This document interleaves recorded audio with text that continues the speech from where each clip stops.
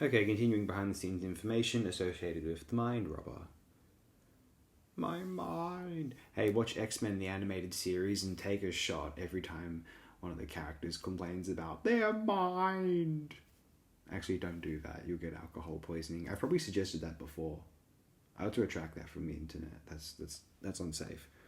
Christine Piri, Princess Rapunzel, also contributed a voiceover reading from an extract from Little Women for the scene in episode 3 where Jamie climbs through the castle window only to find himself in a high-tech control room, but she was uncredited for this on screen. It's a shame. Every time I think of the Little Women now, it was a very fine Mervyn Laurie adaptation back in the 20th century. Now I just think of how much of an absolute hack and narcissistic twit Greta Gerwig is, but oh well, you win some, you lose some. The Blackbeard and Cyrano de Bergerac shown here are the fictional depictions of real historical figures. In universe, the same applies to Medusa and the Minotaur. This is one of the stories chosen to be shown as part of BSB's Doctor Who weekend in September 1990. The Master of the Land should not be confused with the renegade Time Lord known as the Master, who first appeared in Terror of the Autons more than 2 years after this story was first aired. When Peter Ling originally wrote the serial, Victoria's replacement hadn't been created, so he wrote for a generic female companion called Zoe. Peter Brandt and Derek Sherwin liked the name and it stuck. Well, interesting. Hamish Wilson was familiar with the show and had watched previous episodes of Jamie, which came in very useful when he was called in to play the part at ridiculously short notice. In Peter Ling's original version of episode 1, the TARDIS broke up after passing through a magnetic storm, as opposed to the issues at the end of the Dominators. Interesting.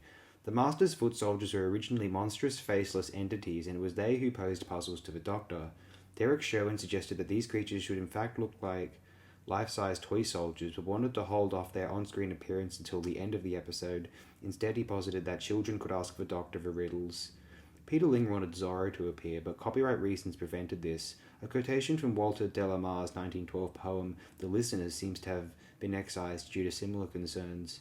Patrick Troughton and Wendy Padbury named this as their favourite serial. Well, that's fascinating. The production design's interesting. I just feel as though it doesn't emanate what I want from a Doctor Who serial. Certainly the best of the Troughton era, Web of Fear, Tomb of the Cybermen, The Invasion, Seeds of Death, War Games, Wheel in Space. I could go on. I Will, The Abominable Snowman, and of course, this what we have, which isn't much at all, of the Space Pirates, is really fascinating. I'll say that too. On the DVD extras, Wendy Padbury states her dissatisfaction with the Zoe Arcus fight, which, as usual for this era of the show, was shot on video with no possibility of editing or retakes, but notes that nevertheless she found it easy to move and fight due to her wearing a catsuit, which was originally made for gymnastics, sportswear, and fun. Oh, it's fun. This was the last story to have telesnaps before John Cura's death in 1969. It's unfortunate. Because of this, no telesnaps for the missing episodes of The Invasion or the Space Pirates exist. And that's why the Space Pirates is difficult to enjoy as a visual supplement. That makes a lot of sense now. I was once curious about that. Peter Ling felt like an imposter because he wasn't a science fiction writer. Derek Sherwin reassured him in a letter dated July 15th, 1968, saying, "Leave the pure SF and monster bits to those with your own original minds. I shall still be around to discuss ideas if you feel you want to confer with an almost permanently stoned associate." Wow. In the documentary Adventures in Time and Space, David Maloney recalled that he was assured that the pony playing the unicorn was white, turned out to be brown, so he smeared white makeup all over the animal. Lovely.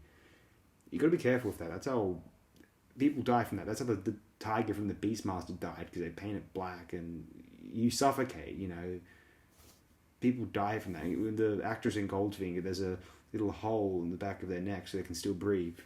The that's not just an urban legend from Goldfinger.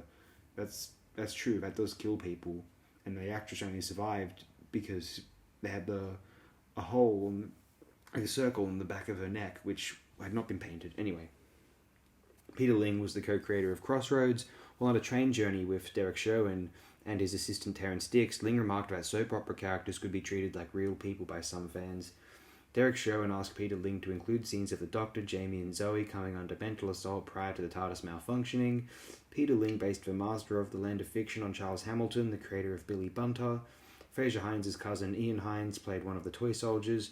Barbara Loft's mother had previously written to the BBC to complain that Doctor Who had become too frightening. When the Doctor tries to restore Jamie's face, the faces of David Maloney and Douglas Camfield can be seen. One never would have guessed.